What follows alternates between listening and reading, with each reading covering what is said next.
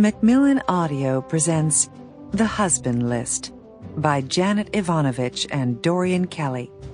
Read for you by Lorelei King.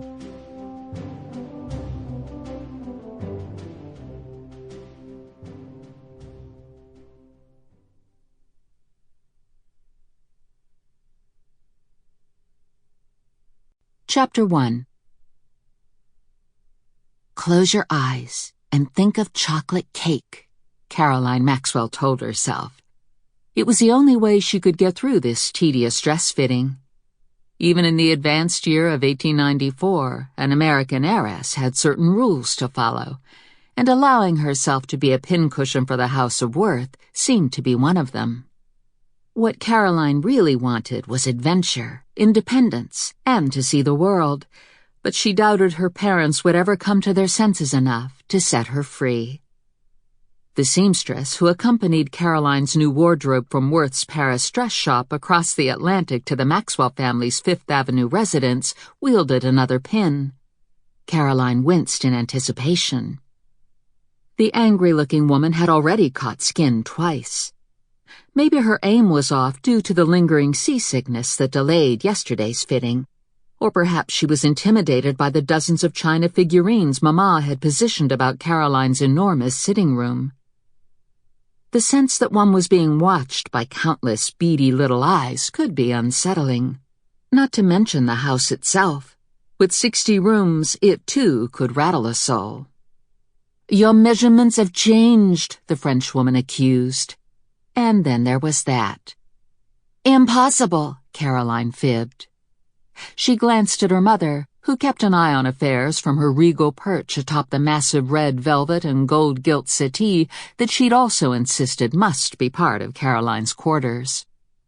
Normally, her mother wouldn't tolerate such talk from a servant, but Agnes was secretly intimidated by the French, which was why they'd left Paris before the dresses were done.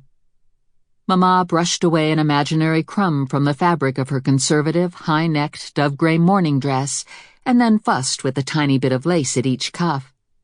Caroline knew she was on her own in the battle of the pins. The seamstress stepped back on the thick carpet to assess her work. Caroline caught her own reflection in the cheval mirror that was positioned so that Mama could see Caroline in profile. Mr. Worth's style sense was clearly incomparable. The low-cut, almost risqué ivory silk ball gown Caroline wore had been embellished with what felt like pounds of pearls and dark green crystals. Assuming she could bear up under the weight, it would complement her clear complexion and hair as dark as her mother's. Rumor had it that Mama's maternal great-grandmother had been a Cherokee princess, which Mama would not confirm.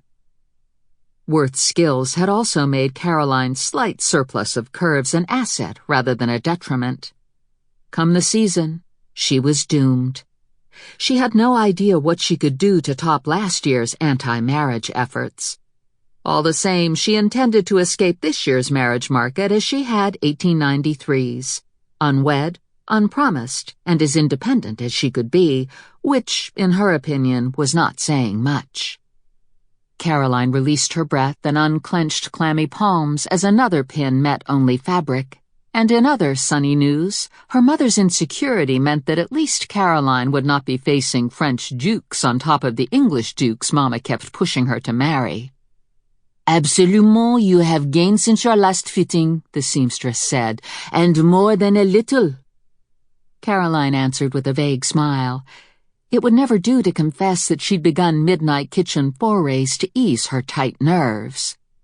"Caroline, have you varied from our agreed-upon menu?" her mother asked. Alarm had made her dark brows arch closer to her perfectly coiffed hair with its beginning threads of silver. There had been no agreement. There hadn't even been negotiations, just no outright objection from Caroline.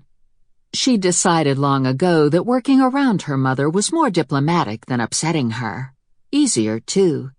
And since her mother's eating edict had made Caroline 50% a spectator at family meals, she felt she deserved a fat slice of chocolate cake whenever she wished. Sample complete. Ready to continue?